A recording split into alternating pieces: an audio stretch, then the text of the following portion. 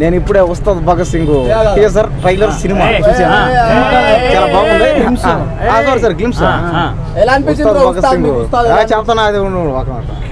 ఇప్పుడే నేను Ustaad Bhagat Singh glimpse trailer teaser చూశాను, అదిరిపోయింది. ఒక లెవెల్లో ఉంది, వేరే లెవెల్లో ఉంది. ఈ తెలుగు సినిమా ఇండస్ట్రీలో కాదు, ఈ ప్రపంచంలో ఏ సినిమా ఇంతలా తీరేదు. ఎందుకంటే నాకు చూడగానే అనిపించింది, ఏమని అనిపించిందంటే ఇంకా ఇంత గొప్ప సినిమా ఎవరు తీరేరు, ఇంకా ఎవరి వల్ల కాదు. ఇంకా అందులో ఆయన చేసిన యాక్టింగ్ కూడా ఇంకెవరి వల్ల కాదు. ఇంక ఈ సినిమా నాకు ఎందుకో ఇది 1,00,000 కోట్లు కూడా కాస్త వచ్చేడుకుంది. ఈ సినిమా ఖచ్చితంగా 1,00,000 కోట్లు రావాలని, ఆ సినిమాలు చేసిన అందరి కుటుంబాలు బాగుపడాలని, అదేవిధంగా ఈ సినిమా చూడడానికి అందరూ ఇల్లు వాకిలు కయ్య కాలువ అమ్మేసి ఆ సినిమా చూడండి, 1,00,000 పెట్టి టికెట్లు కొనండి.